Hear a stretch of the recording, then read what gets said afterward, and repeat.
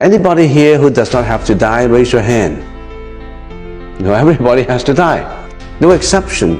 Why don't we think about this after-death situation? The Buddha said we have a life before, we have a present life, we have an afterlife.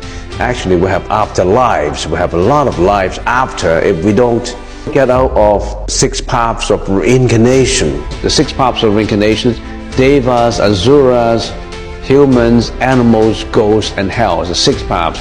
When a person dies, when a sentient being dies, they reincarnate in the 6 paths. Who determined where you should go? Is it God? God said you got to go to hell. Is it determined by God? No. Determined by yourself. What did you do? You build up your karma. You build up your own destiny. Nobody can rule you. Then we want to make sure that we go to a place that is good for us. 2,600 years ago, the Buddha mentioned a place after death. That is to say, if we follow the Buddhist teaching, we meditate, and we get enlightened in this life. In other words, with our self-efforts, then we don't go into reincarnation, we go to nirvana, a place where we achieve complete enlightenment, anuttara samya sambuddhi, or a place where no more suffering, no more pain for us. But we want to go there, we have to work at it every day, purifying your karma, then you go to nirvana, then no more reincarnation. What happened to those that we tried our very best in this life? We don't succeed. The Buddha said, don't go into reincarnation, the 6 paths of reincarnation again. Go to the Pure Land, the land of bliss. And we call that the expedient means of the practice.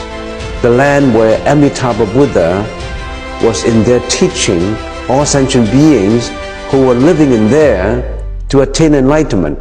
You want to go to that Pure Land, where Amitabha Buddha was there teaching you to become the Buddha. So this is the Buddha of immeasurable light.